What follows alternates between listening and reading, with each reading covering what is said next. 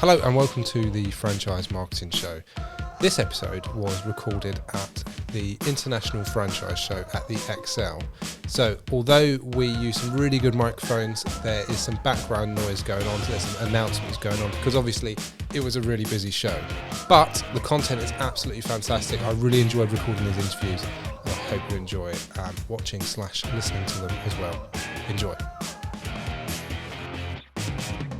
Hello, so we're at the Franchise Marketing Show at the International Franchise Show, I believe it's called. International Franchise Show. And I'm joined by Anne-Marie Martin from Diddi Dance, multiple award winner, because every time I go to an awards, you seem to come out with like armfuls of awards. Well, you know, Mark, I don't like to boast about it, but it's either awards or TikToks. Oh, you do both very well. I do both. Yeah. So tell me, tell me about Diddi Dance, and I want to know a bit about like how Diddi Dance started as well. So firstly, just tell me, what is Diddi Dance? So we run preschool dance classes, so we run them for walking to up to age 5. We are launching this year sitting to walking classes as well, so we'll be catering for younger children as well, babies. We started 20 years ago this year, and I was a professional dancer and did my degree in dance movement therapy and dancing special educational needs, and I was performing all over the world, which was great, loved it, and I was teaching all different ages throughout that whole time as well. And then when the dancing career dries up in your late 20s, it was like, okay, let me focus on teaching now. And that was mainly evenings and weekends. So then Monday to Friday during the day, I was like, oh, okay, I can do some extra work here. And the life of a performer, you tend to do lots of promotional work and hospitality jobs and all of that. But it was very sporadic, and you could wait months to get paid, all of those sorts of things. So I found a job at Gymboree UK up in North London, and I was like, oh, wow, babies and toddlers, they're like really cute, they're really fun. So I got trained up to teach for Gymboree, and I was there a couple of years. And literally, in 2003, a load of the adults there were asking me about dance classes for their little ones. Back then, there wasn't really any preschool or kids' activities out there. Gymboree and a few others were the only ones there. So it was, oh, really? I've never taught under 5s before, especially not like a dance class. They literally booked me a venue, told me to turn up, and they brought all their toddlers along. And so I developed over a few weeks very quickly with like S Club 7 and Tweenies and all that sort of music, and brought in some props, and that's sort of how it all started. And before I knew it, I'd got like 7-8 full classes a week just in Islington. So I then decided to test it, taking myself out of the equation. So I took on a few teachers and looked at a few different areas and thought, okay, let's see if this can work as a business concept. I was also working for a few other Stagecoach and Theatre Train as well at weekends. So I took it into a few areas where I knew parents, and it worked wherever I took it. So then with the teacher training and that, I'd heard about franchising, and I thought, okay, let me look into this a little bit more and what's the difference between that and licensing. And I decided that I wanted to go down the franchising route because I wanted that brand consistency. I wanted somebody to go to a Diddi Dance class in Liverpool to get the same experience as they would with me in London. Not that I'm a control freak or anything. So I decided franchising was the format to go down, and I then started with pilot franchising. So I had a few friends who were also ex-performers and luckily dotted around the country. Oh, nice. We took a handful of them on, and we learned as we went, and here we are now 20 years later with, I think we've got 40 franchisees at the moment, but so many of them have extended now. We probably cover about 50, 60 territories. So that's a very long-winded answer there for you. No, it's good. How much has it changed in those 20 years from when you first started? What's changed? Loads. So I think through my work with Gymboree, I was understanding the importance of repetition and how young children's brain develops and what they take in. And I was so surprised about how much they retain and absorb. I thought, okay, repetition's key. So we started with this same lesson every single week, as I said, to generic music. And then I thought, okay, the guy I used to teach with at Stagecoach, he was the singing teacher, and he used to write loads of original songs for our shows. So I approached him and said, I think I'd like my own original music now. I know it's a bit of an investment, but rather than paying my PPL license, I think give it its unique look, let's get some original music. So we've now got 3 albums worth of original music, and that inspired me because we looked at loads of different styles of music to then explore the different dance styles. So yeah, very early on we decided, right, every half term let's explore a different dance style, and I think that now is our strongest USP, but it just evolved quite organically.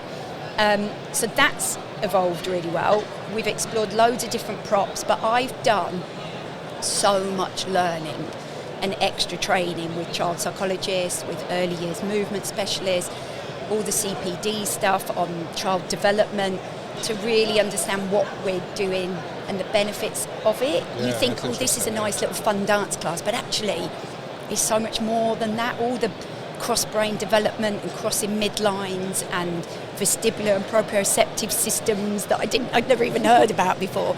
I think we've really focused on the physical and mental development of what we do and the benefits to children. Do you think parents realise you're doing that when they come along, or do they just sort of see it as a children's activity? No, I think they still see it as just it's a great fun dance class, which I never want to lose that fun nature. The whole reason why, a lot of the reason why I started it was because they were going, we've been along to the local ballet school, but it's drop off, it's very formal, and they're coming out not quite ready for that formal dance class now, and so they're coming out going, I don't want to do dancing.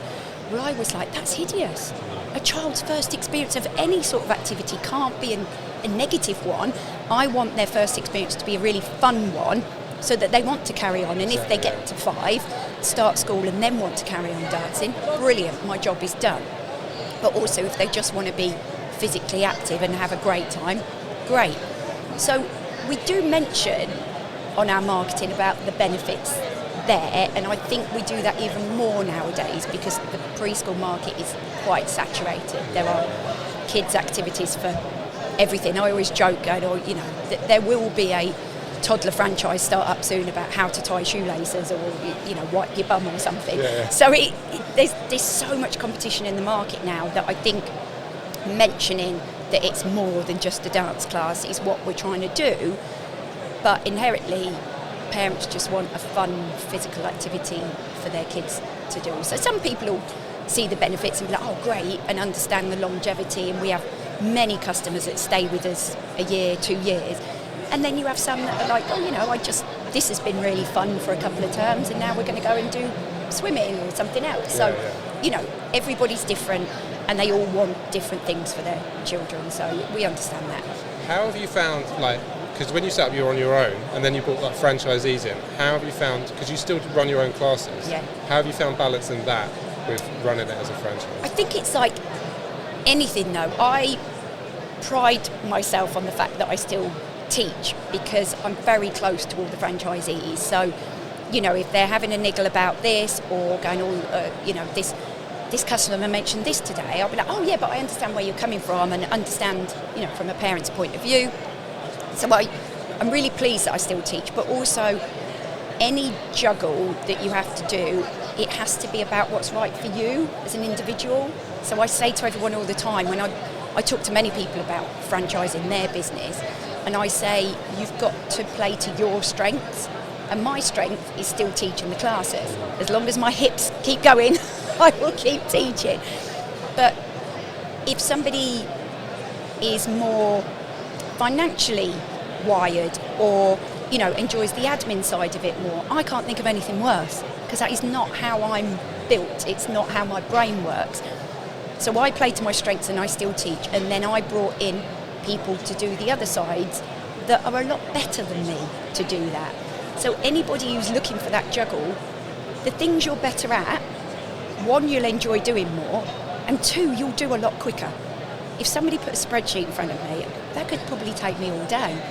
whereas I can get, one of the guys at head office to do it within an hour or so. So make your life easier and make your life more enjoyable by doing the elements of that business that you do enjoy and you are good at, and then it doesn't feel so much of a juggle. Yeah. There are certain things, I think, as the franchisor, that I do think, if I wasn't teaching that day, I probably could free myself up to attend this or that. But I still think I personally got the balance right. And I think being a parent, that balance always changes as well. So the juggle I franchised, a pilot franchised in 2006, and then I fell pregnant. So I became a mum at the beginning of 2007. I naively was like, well, babies, they just sleep and eat. I can get so much work done when he's sleeping. That's ridiculous. So those first few years were a massive, massive struggle. And there are always stages, and then going from a mum of one to a mum of two, and toddler stage, and this stage, and that stage. There were always different struggles as you're juggling everything. But I think now in my late 40s, my kids are 15 and 11, they barely even notice if I'm in the house. So, I have a bit more freedom nowadays, I think, if I were to spread myself a bit thinner if I needed to. Yeah, I'm still at the toddler stage where he runs towards me when I get in, and I'm really excited to see him. And, yeah. Enjoy that moment. I love it. It's amazing. Yeah, because I'll walk in after this today and they'll be up in their bedrooms and no one will know. Oh, Mum, you're back. Yeah, I've been back about 6 hours now, kids. Yeah. I sort of need to ask you about TikTok, because you're sort of known as being like the person to talk to about TikTok. So you've probably been asked like every single question about TikTok. I have walked around this exhibition today and everybody is looking at me going, you're on TikTok. Yeah. I know you from TikTok. Are you doing a TikTok today? I think it's, for me, and I'm going to blame Sean for this, during lockdown, Sean said to me, you've got to get on TikTok. Because I think pre-lockdown, it was very much, well, it was Musical.ly, wasn't it, that evolved. So it was very much dancing on an app. He said it's dancing, you'll get a great audience on there because that's what you do. You can dance and do all the trending dances. And that's what I started off doing, as well as lip-syncing toddler voices, which sounds really weird. It sounds really weird. When people go, oh, so what do you do on TikTok? I pretend to be a toddler. Yeah, stick with me on this.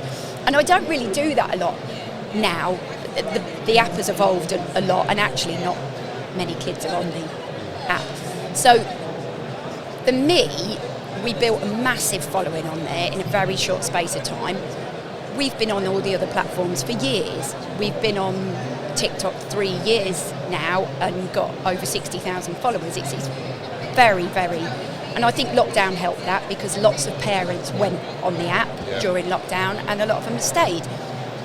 I think it's so important nowadays, especially with all this AI coming out. I know you can prompt it in a really good way, and I think it's brilliant for so many things. But my worry is, are we all going to start prompting the same thing, and all of our posts start, imagery and text all starts reading the same, and it all becomes generic. Video is key, and not just on TikTok, but I think they've understood the importance and the success of TikTok, and then you've got Reels and Facebook Reels and YouTube Shorts now. Everybody knows that that's the format that people are engaging with. And what I say to lots of people as well, I'm 47 years old, I'm not my target market, even though I am on TikTok. My target market are the parents, late 20s, early 30s, because they've got toddlers who are on those apps. They are on those platforms. And so that's who I need to be targeting. I'm not trying to target whatever generation it is, I don't know, the boomers that are in their 50s that are still on Facebook in a more generic way. So I think it's an important platform, but I think video content creation is so key, because it's such the best way to get yourself across. Images are great, and you can write the most amazing, engaging pieces, but people's attention spans are what? I think they've dropped down from even 3 seconds to like about a second now, aren't they? For me, it depends on what it is, because there's some stuff, like I think there's a huge difference between YouTube and TikTok. So like YouTube, I will go on to watch a particular video, and TikTok's so random. Yeah. And that's why I think ads work particularly well on TikTok, because it's Yes. some of them don't feel like ads. No, and that's what they sell to you as a business owner. It's a very great looking platform because people don't know they're seeing an ad, which is great. But I just think I can write up the best post ever and talk about the benefits of what we do at Diddi Dance, and then people have probably read 2 sentences and then they've scrolled on. Whereas in a video, they're more likely to watch that, especially if you follow all the rules and get your hook in there in the first 3 seconds and be really engaging and energetic. And I think for a service-based business, people still, human nature, buy from people. And so I say it to all the franchisees as well, get yourself on camera. Your customers don't care about me because I'm not the one delivering their classes. They want to know about you, and you are your own USP. People are going to buy from you. The lessons I've created and the brand we've built will take you so far, but your customers are going to keep coming to your classes because of you. So get yourself out there. And a photo is all very nice, but if you're talking to camera and you're fluffing something up or you're laughing, and they really get to know you. And human nature is nosy. People want to listen to you, they want to get to know you, and video can do that brilliantly. Do your franchisees follow that formula? Where do they all sort of fall in line and follow it and love doing it as well, as much as you do? I think we probably get a better response rate. I think a lot of our franchisees do. 1, because, they're performers, so a lot of them are quite comfortable. 2, during lockdown, they had to all go online. Well, they didn't have to, we didn't force them to, but every single one of them did. So we've all got that experience of delivering a session to a faceless screen. And 3, I lead by example. I'm not just sat behind a desk going, right guys, I think you should all do this. I'm doing it. You're doing it really well as well. Thank you. I just think if they see, that's as easy as it is. Yeah. And when I do go out to other companies now and do TikTok training, I try and just say to them, it's 15 seconds. And whether you don't want to talk to camera, you can do stop motion things, you can do a behind the scenes, you can do a setup of this. That's still people getting an insight into your business if you don't want your face on there. Or just stick a story up that's going to last 24 hours and then you haven't got to see your face on the grid when you keep going back to it. It's something you can do quite easily and quite quickly. I think people see any new platform as that's such a big effort. Another thing to think about. But also I think with all these platforms want you on there now, and they are trying to make it easier for you to be on multiple platforms. And so repurposing content, I think, is a lot easier now as well. Do one video on whatever platform you're comfortable creating on, download it, remove the watermark, and stick it on all your socials, because you've got a different demographic of people on each platform. So just stick that content on every platform. Yeah, it's about getting in the habit of doing it. I made nearly 400 episodes of my show. Wow. And that's just a habit, because I know I need to do it. So, somebody was saying to me the other day, but you have so many videos, I can't create content every single day. I'm like, I am not in my spare room or before class filming content every single day. I'll go and teach a class, and at the end of class, bless the people at one of my venues, they're there setting up for bingo or bridge after me, and I'm in the corner falling on the floor or doing, and they just literally look, it's all right, Sam-Marie, she's just doing a TikTok. And some of them are in the background of my TikToks, and people are just laughing, going, oh, bless her, just setting up the tables while you're lying on the floor trying to be funny. I batch record loads of content. I watch, save everything that inspires me, whether it's a sound that I want to put lip sync to, or whether it's a trending sound I've been told that you could do this to. Save it all. Then when I've got half an hour or an hour, I'll literally record 10, 15 videos, put them in my drafts, and then I can drip feed them out one a day. It doesn't have to be. So do you know in advance when you're going to do film content? Or do you think, I've got that day, I'll probably some time there? I think when you're creating videos, you have to be in the right mood. I generally do it after a class. I'm already, quite hyped up from my classes. I've got lots of energy. I've got, I wanted to do that dance. I'll remember things that I've saved and then go, oh, brilliant, I can do that today. So I'm already in my uniform, I've already got the energy, and I just flick through the ones I've saved and go, that would work, I could do that, I could do that, I could do that. I don't necessarily plan, right, this week on a Monday and a Wednesday I'm going to spend 1.5 hours doing this. I'm not my brain doesn't work like that. I am not that organised. I think you've got to be in the right mood, and you've got to feel energetic and quite inspired. Or some days something will pop up that I'm watching, I'll see it, be inspired by it, and I go, I've got an idea, quickly get my hoodie on, and then I go and record it up in the playroom. Cool. We're contractually obliged, as part of getting this stand, to ask you, how's the show been so far? Well, I'm here as an attendee, so I'm here visiting. I've been every single year. I have exhibited before, and I've done talks in the theatres before, and it's lovely to see how busy it is. It's really busy, isn't it? Barely First day, first morning, I'm really impressed with how busy it is. I think it's a really great show. It's lovely catching up with so many people here that I know in the industry. It's great talking to you, Mark, and I think it's really good. Really good. And then just to wrap up, what's the best way for people to get in touch with you? So, I'm on every social media platform, but if anybody wanted to know anything else about Diddi Dance, whether it's a class, whether it's about a franchise opportunity, info@diddidance.com, or just go to the website. Cool. Thank you very much. Thank you. Appreciate it. Cheers.